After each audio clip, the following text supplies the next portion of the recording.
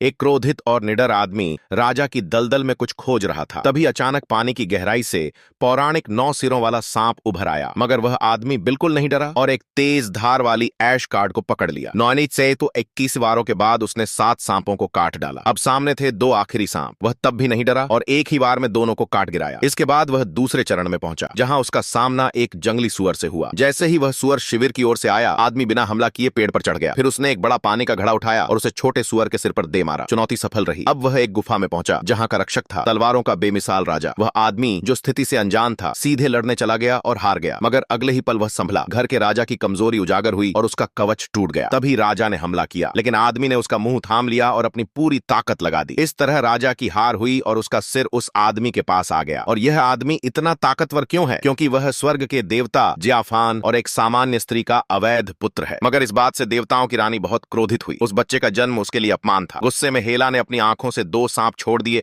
ताकि बच्चे को मार सके। मगर वह आधा मानव और आधी महिला हेक्रिस बचपन से ही बहुत ताकतवर था। उसने उन दोनों सांपों को बड़ी आसानी से मार दिया। जैसे जैसे उसकी ख्याति बढ़ती गई, उसने एथेंस की रानी से विवाह कर लिया। मगर छोटे और घमंडी राजा को यह बर्दाश्त नहीं हुआ। उसने हेक्रिस को एक पेय में जहर दे दिया और फिर 3 खूंखार कुत्ते छोड़ दिए हेक्रिस की पत्नी और बेटे पर हमला करने के लिए, ताकि हेक्रिस को लगे कि उसने ही अपने परिवार को मार दिया। फिर इसी बहाने उसे एथेंस से निष्कासित कर दिया गया। निष्कासन के वर्षों में हेक्रिस ने अपने दोस्तों के साथ मिलकर कई युद्ध किए और कई सांपों को हराया। मगर आज उसके भतीजे को समुद्री डाकुओं ने अगवा कर लिया था और उसे बेटा तोड़ की यातना देने की योजना थी। डाकुओं के सरदार ने तीरंदाजों को रस्सी जलाने का आदेश दिया, जिससे उसकी मौत हो जाए। मगर जैसे ही रस्सी जलने लगी, एक परछाई दिखाई दी। हेक्रिस मुस्कुराया और उस परछाई से बाहर निकल आया। डाकुओं को देखकर कोई डर नहीं हुआ, क्योंकि ये युद्ध था ताकतवर और कमजोर के बीच। एक तरफ 40 डाकू और दूसरी ओर सिर्फ हेक्रिस। जैसे ही डाकुओं के राजा ने हमला करने का आदेश दिया, तीरंदाज मारे गए। 5 डाकुओं को हेक्रिस ने एक ही बार में खत्म कर दिया। यह देख डाकुओं का राजा शर्मिंदा हो गया और पूरे सैन्य बल को बुलाया। हेक्रिस एक ओर गया और छिपे साथियों को इशारा किया। साथियों ने उड़ती हुई छड़ें निकाली